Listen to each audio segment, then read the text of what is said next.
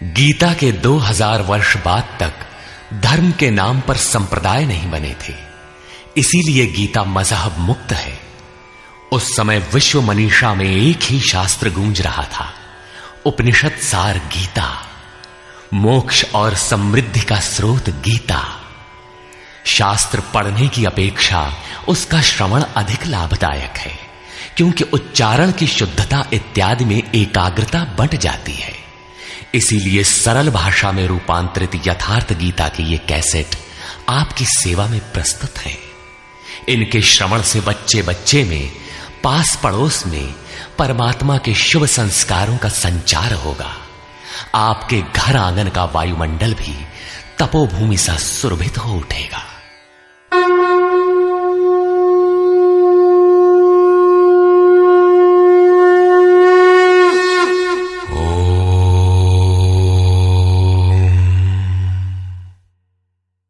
श्री परमात्मने नमः।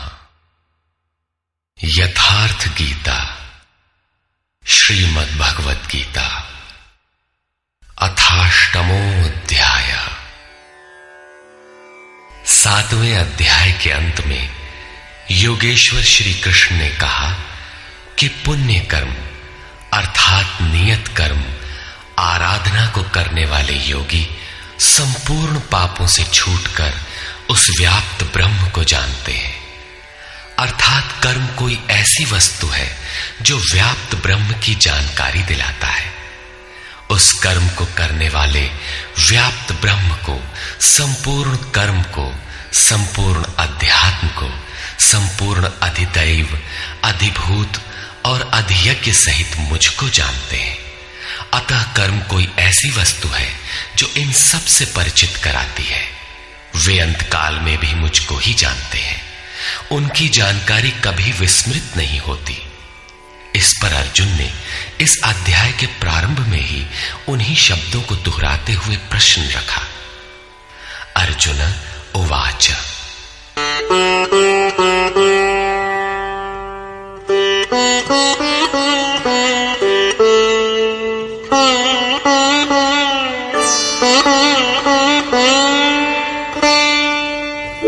किम तद्ब्रह्म किमध्यात्मम् किम कर्म पुरुषोत्तम अधिभूतं च किम प्रोक्तम् अधिदैवं किमुच्यते। हे पुरुषोत्तम, वो ब्रह्म क्या है, अध्यात्म क्या है, कर्म क्या है, अधिभूत तथा अधिदैव किसे कहा जाता है? अधियज्ञ कथम कोत्र देहेऽस्मिन् मधुसूदन प्रयाण काले च कथम ज्ञेयोऽसि नियतात्मभिः। हे मधुसूदन, यहां अधियज्ञ कौन है और वह इस शरीर में कैसे है? सिद्ध है कि अधियज्ञ अर्थात यज्ञ का अधिष्ठाता कोई ऐसा पुरुष है जो मनुष्य शरीर के आधार वाला है। समाहित चित्त वाले पुरुषों द्वारा अंत समय में आप किस प्रकार जानने में आते हैं? इन 7 प्रश्नों का क्रम से निर्णय देने के लिए योगेश्वर श्री कृष्ण बोले। श्री भगवान उवाच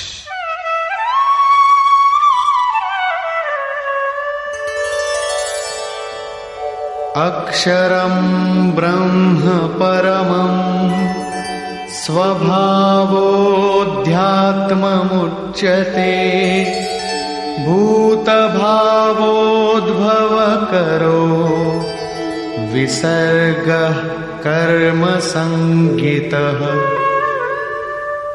अक्षरम ब्रह्म परमम, जो अक्षय है, जिसका क्षय नहीं होता, वही परम ब्रह्म है। स्वभावः अध्यात्मम उच्यते, स्वयं में स्थिर भाव ही अध्यात्म अर्थात आत्मा का आधिपत्य है। इससे पहले सभी माया के आधिपत्य में रहते हैं, किंतु जब स्वभाव अर्थात स्वरूप में स्थिर भाव अर्थात स्वयं में स्थिर भाव मिल जाता है तो आत्मा का ही आधिपत्य उसमें प्रवाहित हो जाता है। यही अध्यात्म है, अध्यात्म की पराकाष्ठा है। भूत भावोद्भव करा, भूतों के वे भाव जो कुछ न कुछ उद्भव करते हैं, अर्थात प्राणियों के वे संकल्प जो भले अथवा बुरे संस्कारों की संरचना करते हैं, उनका विसर्ग अर्थात विसर्जन, उनका मिट जाना ही कर्म की पराकाष्ठा है। यही संपूर्ण कर्म है जिसके लिए योगेश्वर ने कहा था, वो संपूर्ण कर्म को जानता है। वहां कर्म पूर्ण है, आगे आवश्यकता नहीं है। नियत कर्म, इस अवस्था में जबकि भूतों के वे भाव जो कुछ न कुछ रचते हैं, भले अथवा बुरे संस्कार संग्रह करते हैं, बनाते हैं, वे जब सर्वथा शांत हो जाएं, यही कर्म की संपूर्णता है। इसके आगे कर्म करने की आवश्यकता नहीं रह जाती।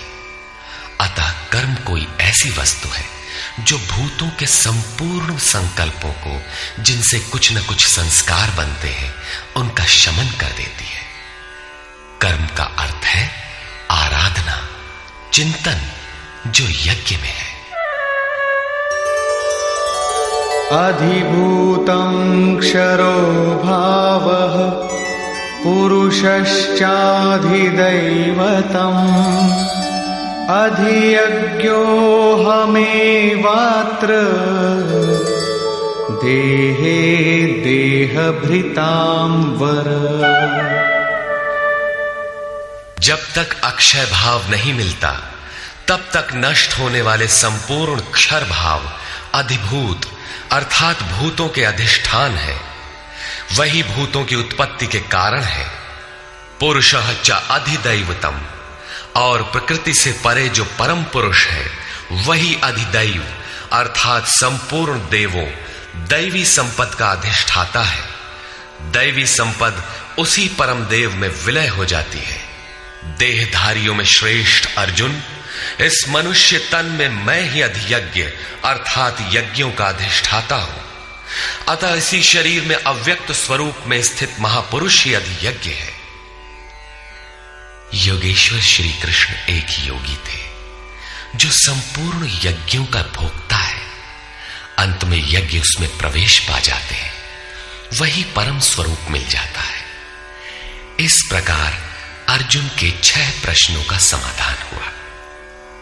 अब अंतिम प्रश्न कि अंत काल में कैसे आप जानने में आते हैं जो कभी विस्मृत नहीं होते।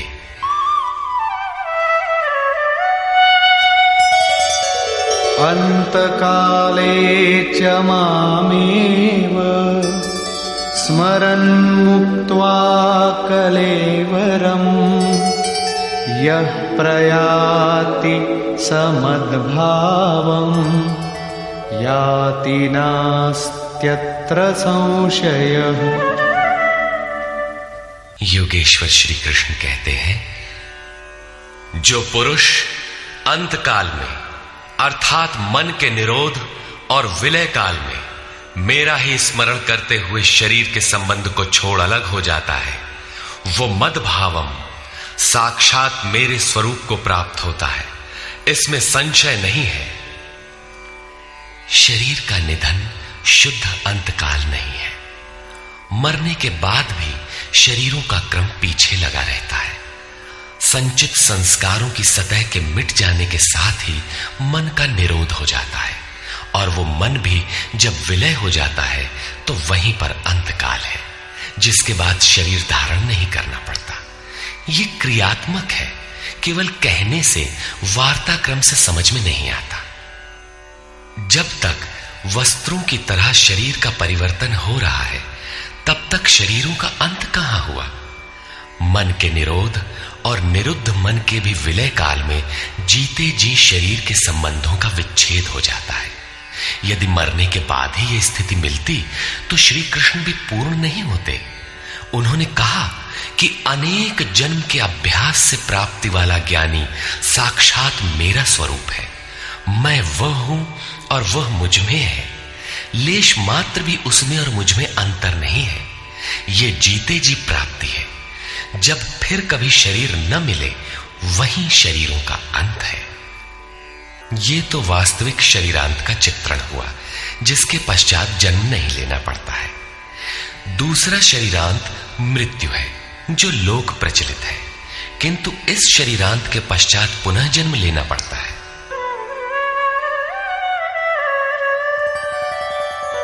यं यं वापि स्मरन् भावं त्यजत्यन्ते कलेवरम् तं तमेवैति कौन्तेय सदा तद्भावभावितः। कौन्तेय, मृत्यु के समय मनुष्य जिस भी भाव को स्मरण करता हुआ शरीर को त्यागता है, उसको ही प्राप्त होता है। तब तो बड़ा सस्ता सौदा है। आजीवन मौज करें, मरने लगे तो भगवान का स्मरण कर लेंगे। किंतु श्री कृष्ण कहते हैं ऐसा होता नहीं। सदा तद्भाव भावितः, उस ही भाव का चिंतन कर पाता है जैसा जीवन भर किया है। वही विचार बरबस आ जाता है जिसका जीवन भर अभ्यास किया गया है, अन्यथा नहीं हो पाता। तस्मात् सर्वेषु कालेषु मामनुस्मर युध्य च मय्यर्पितमनो बुद्धिः मामे वैश्यस्य संशयम्। इसलिए अर्जुन, तू हर समय मेरा स्मरण कर और युद्ध कर। मुझ में अर्पित मन और बुद्धि से युक्त होकर तो निसंदेह मुझे ही प्राप्त होगा। निरंतर चिंतन और युद्ध एक साथ कैसे संभव है? हो सकता है कि निरंतर चिंतन और युद्ध का यही स्वरूप हो कि जय कन्हैया लाल की, जय भगवान की कहते रहें और बाण चलाते रहें। किंतु स्मरण का स्वरूप अगले श्लोक में स्पष्ट करते हुए योगेश्वर कहते हैं,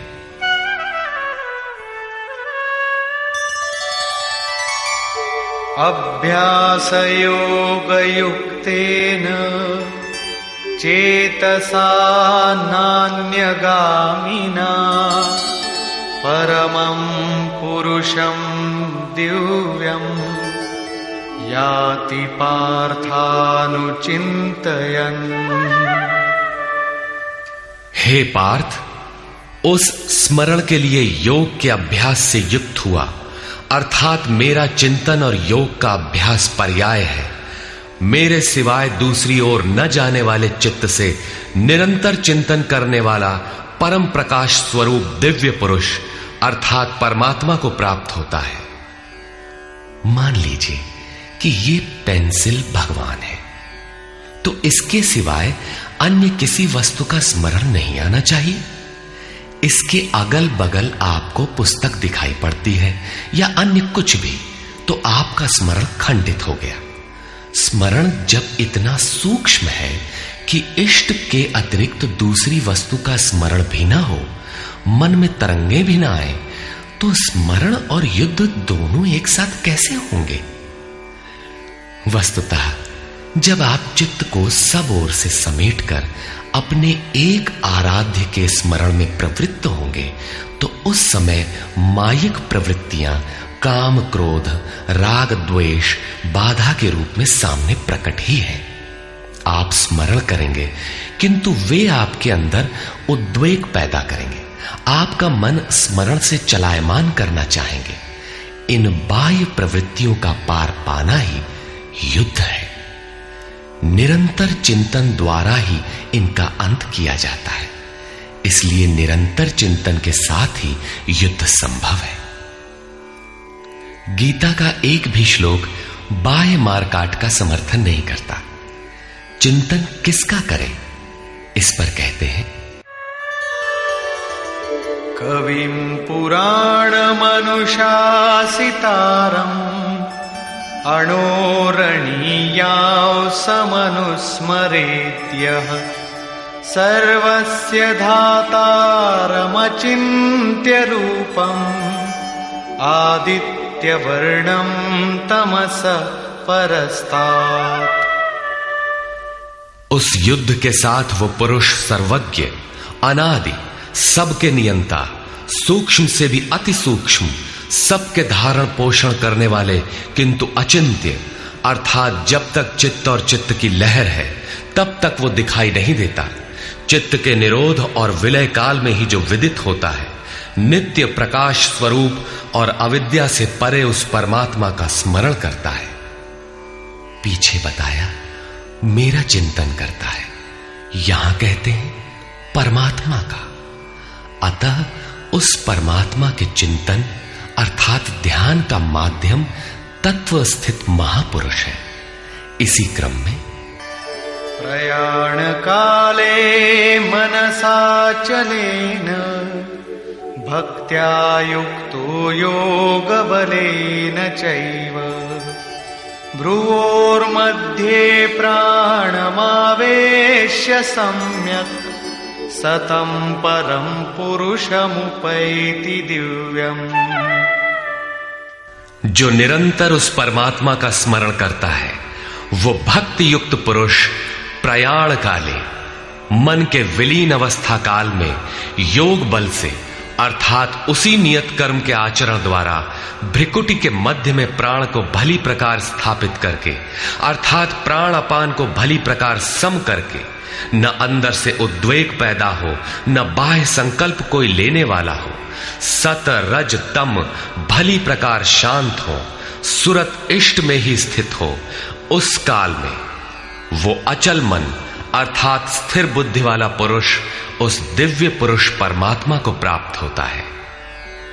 सतत स्मरणीय है कि उसी एक परमात्मा की प्राप्ति का विधान योग है। उसके लिए नियत क्रिया का आचरण ही योग क्रिया है, जिसका सविस्तार वर्णन योगेश्वर ने 4वें व 6वें अध्याय में किया है। अभी उन्होंने कहा निरंतर मेरा ही स्मरण कर। कैसे करें? तो इसी योग धारणा में स्थिर रहते हुए करना है। ऐसा करने वाला दिव्य पुरुष को ही प्राप्त होता है, जो कभी विस्मृत नहीं होता। यहां इस प्रश्न का समाधान हुआ कि आप प्रयाण काल में किस प्रकार जानने में आते हैं। पाने योग्य पद का चित्रण देखें, जो गीता में स्थान स्थान पर आया है। यदक्षरं वेदविदो वदन्ति विशन्ति यद्यतयो वीतरागाः यदिच्छन्तो ब्रह्मचर्यं चरन्ति तत्ते पदं संग्रहेण प्रवक्ष्ये। वेदविद अर्थात अविदित तत्व को प्रत्यक्ष जानने वाले लोग जिस परम पद को अक्षरम अक्षय कहते हैं, वीतराग महात्मा जिसमें प्रवेश के लिए यत्नशील रहते हैं, जिस परम पद को चाहने वाले ब्रह्मचर्य का पालन करते हैं। ब्रह्मचर्य का अर्थ जननेन्द्रिय मात्र का निरोध नहीं, बल्कि ब्रह्म आचरति सब ब्रह्मचारी, बाह्य स्पर्शों को मन से त्याग कर ब्रह्म का निरंतर चिंतन स्मरण ही ब्रह्मचर्य है। जो ब्रह्म का दर्शन करा उसी में स्थान दिला शांत हो जाता है। इस आचरण से इंद्रिय संयम ही नहीं बल्कि सकलेंद्रिय संयम स्वतः हो जाता है। इस प्रकार जो ब्रह्मचर्य का आचरण करते हैं, जो हृदय में संग्रह करने योग्य है, धारण करने योग्य है, उस पद को मैं तेरे लिए कहूंगा। वो पद है क्या? कैसे पाया जाता है? इस पर योगेश्वर श्री कृष्ण कहते हैं, सर्वद्वाराणि संयम्य मनोहृदि निरुध्य च मूर्ध्याधायात्मनः प्राणम् आस्थितो योगधारणा। सब इंद्रियों के दरवाजों को रोककर अर्थात वासनाओं से अलग रहकर मन को हृदय में स्थित करके ध्यान हृदय में ही धरा जाता है, बाहर नहीं। पूजा बाहर नहीं होती।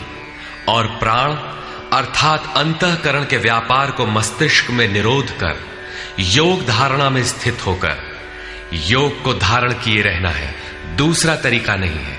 इस प्रकार स्थित होकर ओमित्येकाक्षरं ब्रह्म व्याहरन् मामनुस्मरन् यः प्रयाति त्यजन् देहं स याति परमां गतिम्।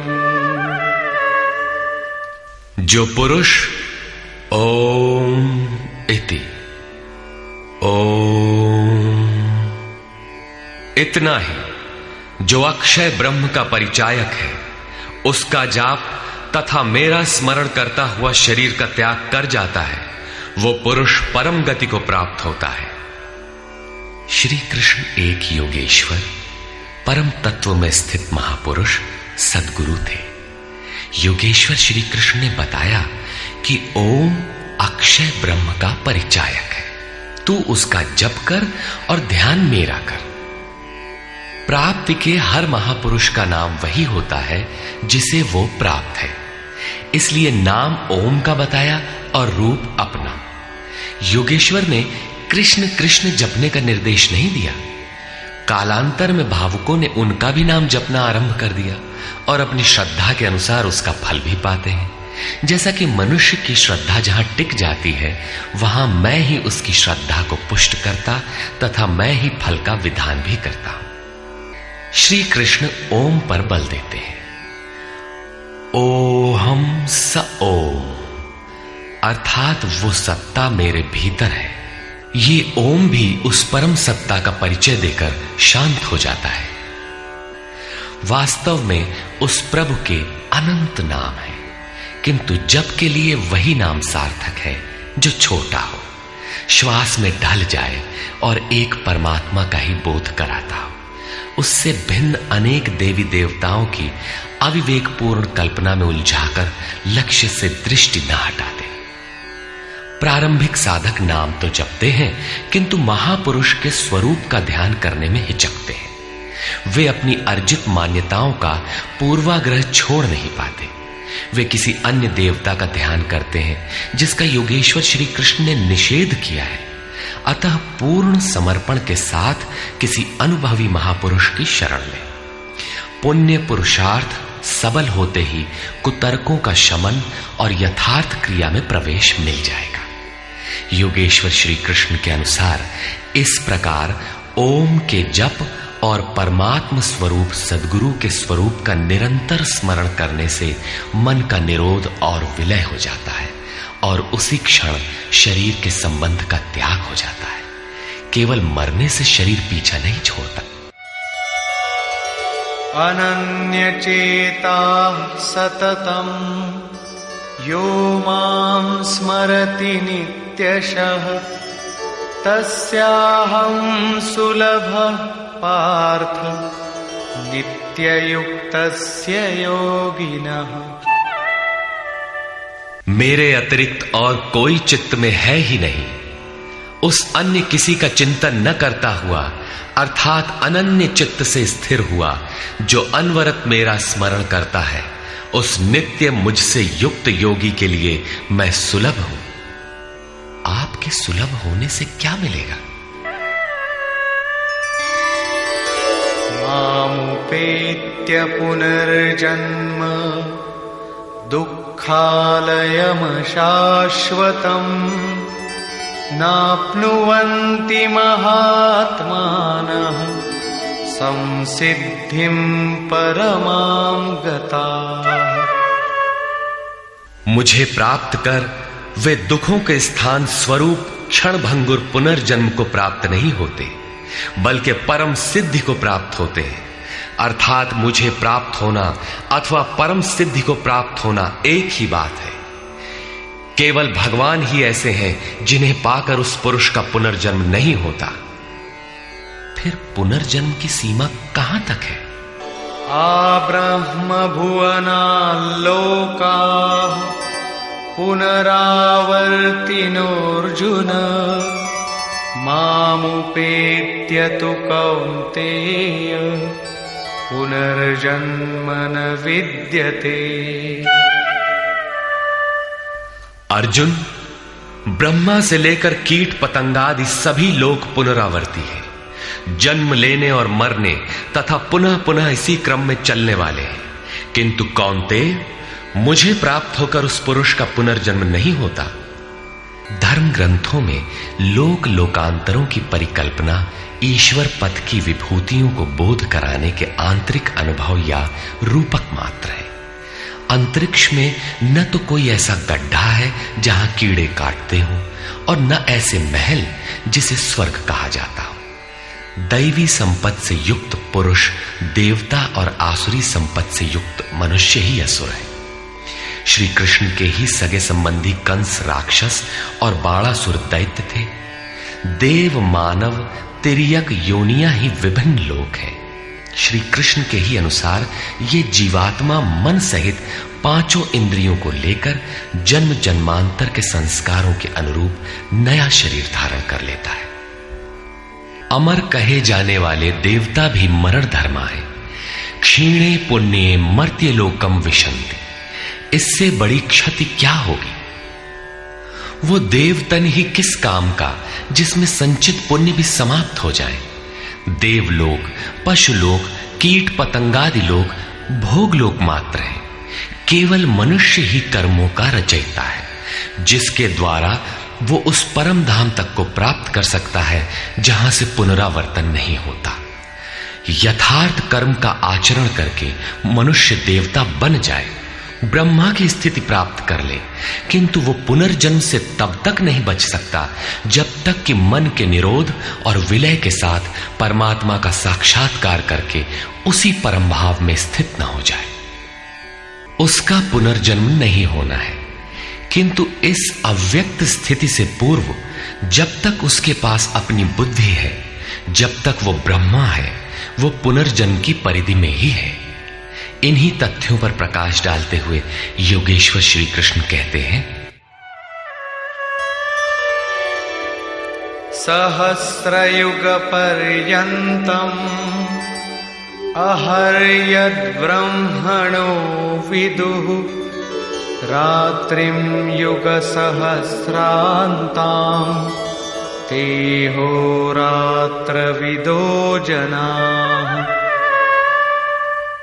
जो 1000 चतुर्युगों की ब्रह्मा की रात्रि और 1000 चतुर्युगों के उसके दिन को साक्षात जानते हैं, वे पुरुष समय के तत्व को यथार्थ जानते हैं।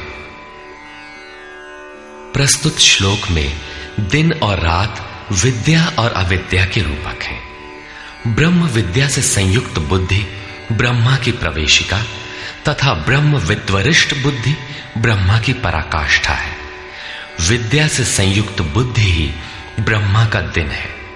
जब विद्या कार्यरत होती है, उस समय योगी स्वरूप की ओर अग्रसर होता है।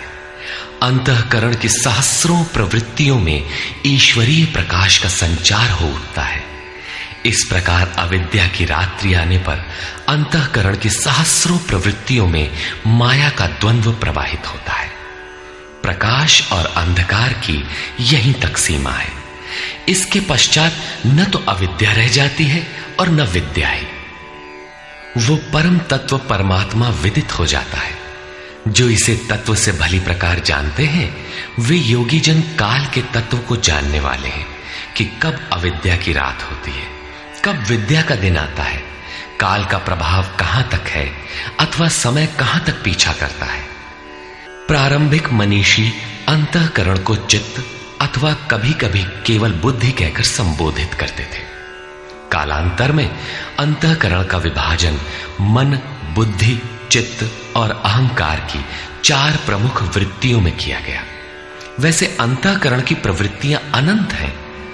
बुद्धि के अंतराल में ही अविद्या की रात्रि होती है और उसी बुद्धि में विद्या का दिन भी होता है। यही ब्रह्मा की रात्रि और दिन है। जगत रूपी रात्रि में सभी जीव अचेत पड़े हैं।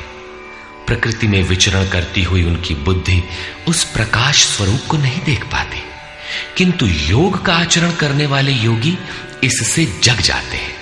वे स्वरूप की ओर बढ़ते हैं।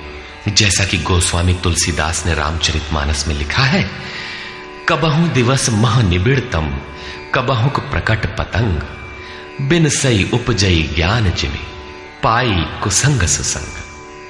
विद्या से संयुक्त बुद्धि कुसंग पाकर अविद्या में परिणत हो जाती है। पुनः सुसंग से विद्या का संचार उसी बुद्धि में हो जाता है। ये उतार चढ़ाव पूर्ति पर्यंत लगा रहता है। पूर्ति के पश्चात न बुद्धि है न ब्रह्मा, न रात रहती है न दिन। यही ब्रह्मा के दिन रात का रूपक है। न हजारों साल की लंबी रात होती है, न हजारों चतुर्युग का दिन ही होता है, और न कहीं कोई चार मुंह वाला ब्रह्मा ही है। बुद्धि की उपर्युक्त चार क्रमिक अवस्थाएं ही ब्रह्मा के चार मुख और अंतःकरण की चार प्रमुख प्रवृत्तियां ही उनके चतुर्युग हैं। रात और दिन इन्हीं प्रवृत्तियों में होते हैं। जो पुरुष इसके भेद को तत्व से जानते हैं, वे योगी जन काल के भेद को जानते हैं कि काल कहां तक पीछा करता है और कौन पुरुष काल से भी अतीत हो जाता है। रात्रि और दिन, अविद्या और विद्या में होने वाले कार्य को योगेश्वर श्री कृष्ण स्पष्ट करते हैं।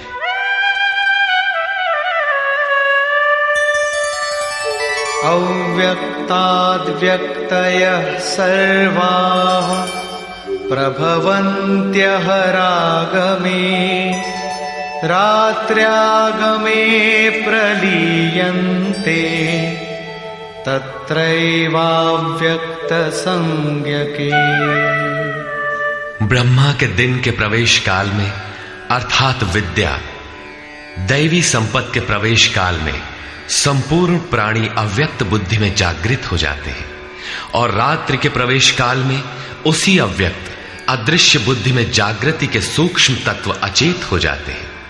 वे प्राणी अविद्या की रात्रि में स्वरूप को स्पष्ट देख नहीं पाते, किंतु उनका अस्तित्व रहता है। जागृत होने और अचेत होने का माध्यम ये बुद्धि है, जो सब में अव्यक्त रहती है, दृष्टिगोचर नहीं है।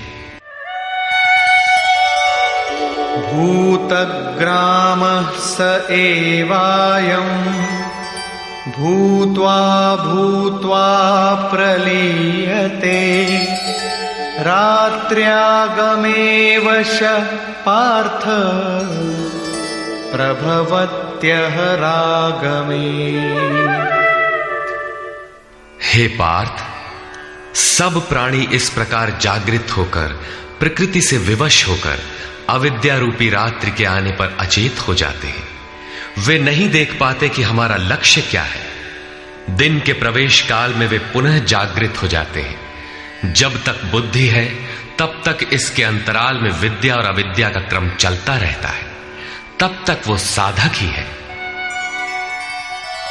परस्तस्मात्तु भावोऽन्यो, व्यक्तो व्यक्तात् सनातनः, यः सः सर्वेषु भूतेषु नश्यत्सु न विनश्यति। एक तो ब्रह्मा अर्थात बुद्धि अव्यक्त है, इंद्रियों से दिखाई नहीं पड़ती, और इससे भी परे सनातन अव्यक्त भाव है, जो भूतों के नष्ट होने पर भी नष्ट नहीं होता।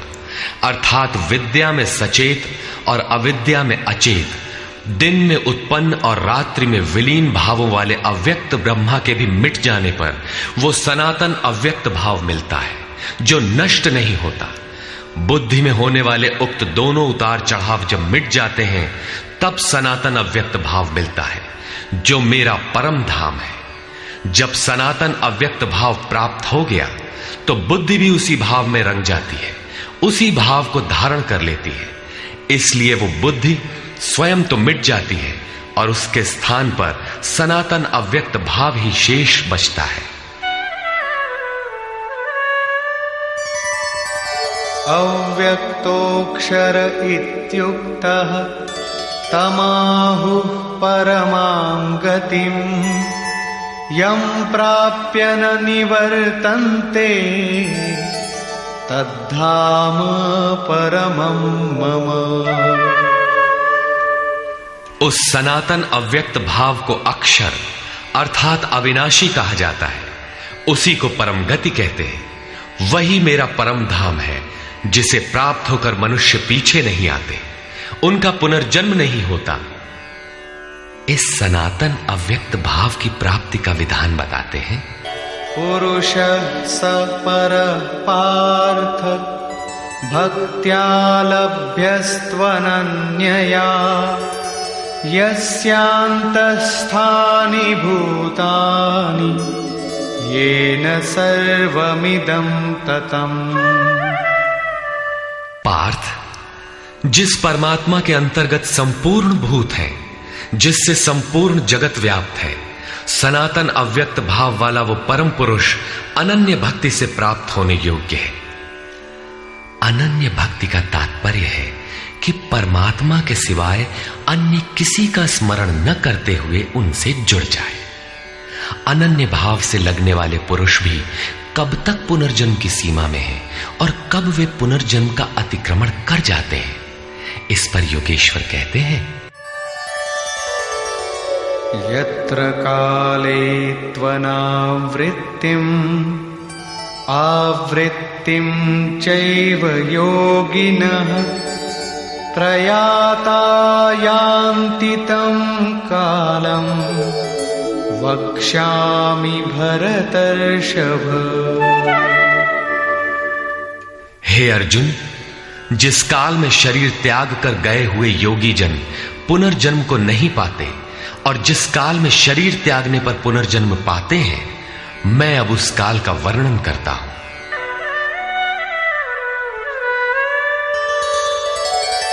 अग्निर्ज्योतिरः शुक्लः षण्मासा उत्तरायणम् तत्र प्रयाता गच्छन्ति ब्रह्म ब्रह्मविदो जनाः। शरीर संबंध का त्याग करते समय जिसके समक्ष ज्योतिर्मय अग्नि जल रहा हो, दिन का प्रकाश फैला हो, सूर्य चमक रहा हो, शुक्ल पक्ष का चंद्र बढ़ रहा हो, उत्तरायण का निरभ्र और सुंदर आकाश हो, उस काल में प्रयाण करने वाले ब्रह्मवेत्ता योगी जन ब्रह्म को प्राप्त होते हैं। अग्नि ब्रह्म तेज का प्रतीक है, दिन विद्या का प्रकाश है, शुक्ल पक्ष निर्मलता का द्योतक है, विवेक, वैराग्य, शम, दम, तेज और प्रज्ञा ये षडैश्वर्य ही षण्मास है। ऊर्ध्व रेता स्थिति ही उत्तरायण है। प्रकृति से सर्वथा परे इस अवस्था में जाने वाले ब्रह्मवेत्ता योगी जन ब्रह्म को प्राप्त होते हैं। उनका पुनर्जन्म नहीं होता, किंतु अनन्य चित्त से लगे हुए योगी जन यदि इस आलोक को प्राप्त नहीं कर पाए, जिनकी साधना अभी पूर्ण नहीं, उनका क्या होता है, इस पर कहते हैं। धूमो रात्रिस्तथा कृष्णः षण्मासा दक्षिणायनम् तत्र चान्द्रमसं ज्योतिः योगी प्राप्य निवर्तते। जिसके प्रयाण काल में धुआं फैल रहा हो, योगाग्नि हो, अग्नि यज्ञ प्रक्रिया में पाए जाने वाले अग्नि का स्वरूप है, किंतु धुएं से आच्छादित हो, अविद्या की रात्रि हो, अंधेरा हो, कृष्ण पक्ष का चंद्रमा क्षीण हो रहा हो, कालिमा का बाहुल्य हो, षड विकारों अर्थात काम, क्रोध, लोभ, मोह, मद और मत्सर से युक्त दक्षिणायन अर्थात बहिर्मुखी हो, जो परमात्मा के प्रवेश से अभी बाहर है, उस योगी को पुनः जन्म लेना पड़ता है। तो क्या शरीर के साथ उस योगी की साधना नष्ट हो जाती है? इस पर योगेश्वर श्री कृष्ण कहते हैं। शुक्ल कृष्णे गति हेते जगतः शाश्वते मते एकया यात्यनावृत्तिम् अन्यया वर्तते पुनः। उपर्युक्त शुक्ल और कृष्ण दोनों प्रकार की गतियां जगत में शाश्वत हैं, अर्थात साधन का कभी विनाश नहीं होता।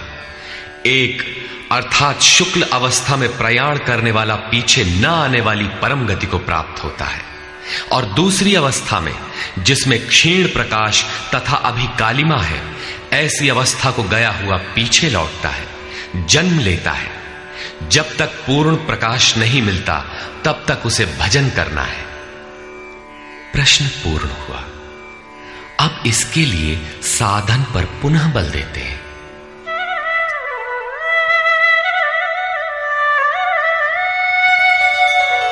नैते श्रुति पार्थ जानन् योगी मुह्यति कश्चन तस्मात् सर्वेषु कालेषु योगयुक्तो भवार्जुन। हे पार्थ, इस प्रकार इन मार्गों को जानकर कोई भी योगी मोहित नहीं होता। वो जानता है कि पूर्ण प्रकाश पा लेने पर ब्रह्म को प्राप्त होगा और क्षीण प्रकाश रहने पर भी पुनर्जन्म में साधन का नाश नहीं होता। दोनों गतियां शाश्वत हैं। अतः अर्जुन, तो सब काल में योग से युक्त हो, अर्थात निरंतर साधन कर। वेदेषु यज्ञेषु तपस्सु चैव दानेषु यत् पुण्यफलं प्रदिष्टम् अत्येति तत्सर्वमिदं विदित्वा योगी परं स्थानमुपैति चाद्यम्। इसको साक्षात्कार सहित जानकर, मानकर नहीं, योगी वेद, यज्ञ, तप और दान के पुण्य फलों का निसंदेह अतिक्रमण कर जाता है और सनातन परम पद को प्राप्त होता है। अविदित परमात्मा की साक्षात जानकारी का नाम वेद है। वो अविदित तत्व जब विदित हो ही गया तो अब कौन किसे जाने। अतः विदित होने के पश्चात वेदों से भी प्रयोजन समाप्त हो जाता है, क्योंकि जानने वाला भिन्न नहीं है। यज्ञ अर्थात आराधना की नियत क्रिया आवश्यक थी, किंतु जब वो तत्व विदित हो गया तो किसके लिए भजन करें। मन सहित इंद्रियों को लक्ष्य के अनुरूप तपाना तप है। लक्ष्य प्राप्त होने पर किसके लिए तप करें। मन, वचन और कर्म से सर्वतोभावेन समर्पण का नाम दान है। इन सब का पुण्य फल है परमात्मा की प्राप्ति। फल भी अब विलग नहीं है, अतः इन सब की अब आवश्यकता न रही। वो योगी यज्ञ, तप, दान इत्यादि के फल को भी पार कर जाता है। वो परम पद को प्राप्त होता है। निष्कर्ष, इस अध्याय में 5 प्रमुख बिंदुओं पर विचार किया गया, जिनमें सर्वप्रथम अध्याय 7 के अंत में योगेश्वर श्री कृष्ण द्वारा बीजारोपित प्रश्नों को स्पष्ट समझाने की जिज्ञासा से इस अध्याय के आरंभ में अर्जुन ने 7 प्रश्न किए कि भगवान, जिसे आपने कहा वह ब्रह्म क्या है, वह अध्यात्म क्या है, वह संपूर्ण कर्म क्या है, अधिदैव, अधिभूत और अधियज्ञ क्या है, और अंतकाल में आप किस प्रकार जानने में आते हैं कि कभी विस्मृत नहीं होते। योगेश्वर श्री कृष्ण ने बताया कि जिसका विनाश नहीं होता वही पर ब्रह्म है। स्वयं की उपलब्धि वाला परम भाव ही अध्यात्म है, जिससे जीव माया के आधिपत्य से निकलकर आत्मा के आधिपत्य में हो जाता है, वही अध्यात्म है। और भूतों के वे भाव जो शुभ अथवा अशुभ संस्कारों को उत्पन्न करते हैं, उन भावों का रुक जाना, विसर्ग, मिट जाना ही कर्म की संपूर्णता है। इसके आगे कर्म करने की आवश्यकता नहीं रह जाती। अतः कर्म कोई ऐसी वस्तु है जो संस्कारों के उद्गम को ही मिटा देता है। इसी प्रकार क्षर भाव अधिभूत हैं, अर्थात नष्ट होने वाले ही भूतों को उत्पन्न करने में माध्यम है। वे ही भूतों के अधिष्ठाता हैं। परम पुरुष ही अधिदैव है, उसमें दैवी संपद विलीन होती है। इस शरीर में अधियज्ञ मैं ही हूं, अर्थात जिसमें यज्ञ विलय होते हैं वह मैं हूं। यज्ञ का अधिष्ठाता हूं, वह मेरे स्वरूप को ही प्राप्त होता है, अर्थात श्री कृष्ण एक योगी थे। अधियज्ञ कोई ऐसा पुरुष है जो इस शरीर में रहता है, बाहर नहीं। अंतिम प्रश्न कि अंत समय में आप किस प्रकार जानने में आते हैं। उन्होंने बताया कि जो मेरा निरंतर स्मरण करते हैं, मेरे सिवाय किसी दूसरे विषय वस्तु का चिंतन नहीं आने देते और ऐसा करते हुए शरीर का संबंध त्याग देते हैं, वे मेरे साक्षात स्वरूप को प्राप्त होते हैं, जिसे अंत में ही वही प्राप्त रहता है। शरीर की मृत्यु के साथ यह उपलब्धि होती हो ऐसी बात नहीं है। मरने पर ही मिलता तो श्री कृष्ण पूर्ण न होते। अनेक जन्मों में चलकर पाने वाला ज्ञानी उनका स्वरूप न होता। मन का सर्वथा निरोध और निरुद्ध मन का भी विलय ही अंतकाल है, जहां फिर शरीरों की उत्पत्ति का माध्यम शांत हो जाता है। उस समय वह परम भाव में प्रवेश पा जाता है, उसका पुनर्जन्म नहीं होता। इस प्राप्ति के लिए उन्होंने स्मरण का विधान बताया। अर्जुन, निरंतर मेरा स्मरण कर और युद्ध कर, दोनों एक साथ कैसे होंगे? कदाचित ऐसा हो कि जय गोपाल हे कृष्ण कहते रहें, लाठी भी चलाते रहें। स्मरण का स्वरूप स्पष्ट किया कि योग धारणा में स्थिर रहते हुए मेरे सिवाय अन्य किसी भी वस्तु का स्मरण न करते हुए निरंतर स्मरण कर। जब स्मरण इतना सूक्ष्म है तो युद्ध कौन करेगा? मान लीजिए यह पुस्तक भगवान है, तो इसके अगल बगल की वस्तु, सामने बैठे हुए लोग या अन्य देखी सुनी कोई वस्तु संकल्प में भी न आए, दिखाई न पड़े। यदि दिखाई पड़ती है तो स्मरण नहीं है। ऐसे स्मरण में युद्ध कैसा? वस्तुतः जब आप इस प्रकार निरंतर स्मरण में प्रवृत्त होंगे तो उसी क्षण युद्ध का सही स्वरूप खड़ा होता है। उस समय मायिक प्रवृत्तियां बाधा के रूप में प्रत्यक्ष ही हैं। काम, क्रोध, राग, द्वेष दुर्जय शत्रु हैं। ये शत्रु स्मरण करने नहीं देंगे। इनसे पार पाना ही युद्ध है। इन शत्रुओं के मिट जाने पर ही व्यक्ति परम गति को प्राप्त होता है।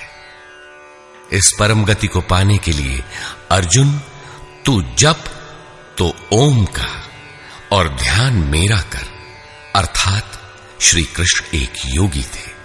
नाम और रूप आराधना की कुंजी है। योगेश्वर श्री कृष्ण ने इस प्रश्न को भी लिया कि पुनर्जन्म क्या है, उसमें कौन कौन आते हैं। उन्होंने बताया कि ब्रह्मा से लेकर यावन मात्र जगत पुनरावर्ती है और इन सब के समाप्त होने पर भी मेरा परम अव्यक्त भाव तथा उसमें स्थिति समाप्त नहीं होती। इस योग में प्रविष्ट पुरुष की दो गतियां हैं। जो पूर्ण प्रकाश को प्राप्त षडैश्वर्य संपन्न ऊर्ध्वरेता है, जिसमें लेश मात्र भी कमी नहीं है, वह परम गति को प्राप्त होता है। यदि उस योग कर्ता में लेश मात्र भी कमी है, कृष्ण पक्ष सी कालिमा का संचार है, ऐसी अवस्था में शरीर का समय समाप्त होने वाले योगी को जन्म लेना पड़ता है।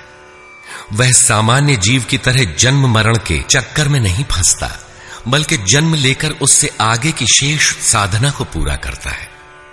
इस प्रकार आगे के जन्म में उसी क्रिया से चलकर वह भी वहीं पहुंच जाता है जिसका नाम परम धाम है। पहले भी श्री कृष्ण कह आए हैं कि इसका थोड़ा भी साधन जन्म मरण के महान भय से उद्धार करा के ही छोड़ता है। दोनों रास्ते शाश्वत हैं, अमिट हैं। इस बात को समझकर कोई भी पुरुष योग से चलायमान नहीं होता। अर्जुन, तू योगी बन। योगी वेद, तप, यज्ञ और दान के भी पुण्य फलों का उल्लंघन कर जाता है, परम गति को प्राप्त होता है। इस अध्याय में स्थान स्थान पर परम गति का चित्रण किया गया है, जिसे अव्यक्त, अक्षय और अक्षर कहकर संबोधित किया गया है, जिसका कभी क्षय अथवा विनाश नहीं होता। अतः ओम तत्सदिति श्रीमद् भगवद गीता सूपनिषत्सु ब्रह्म विद्यायाम योग शास्त्रे श्री कृष्णार्जुन संवादे अक्षर ब्रह्म योगो नाम अष्टमोऽध्यायः। इस प्रकार स्वामी अड़गड़ानंद कृत श्रीमद् भगवद गीता के भाष्य यथार्थ गीता का 8वां अध्याय पूर्ण होता है। हरि ओम तत्सत।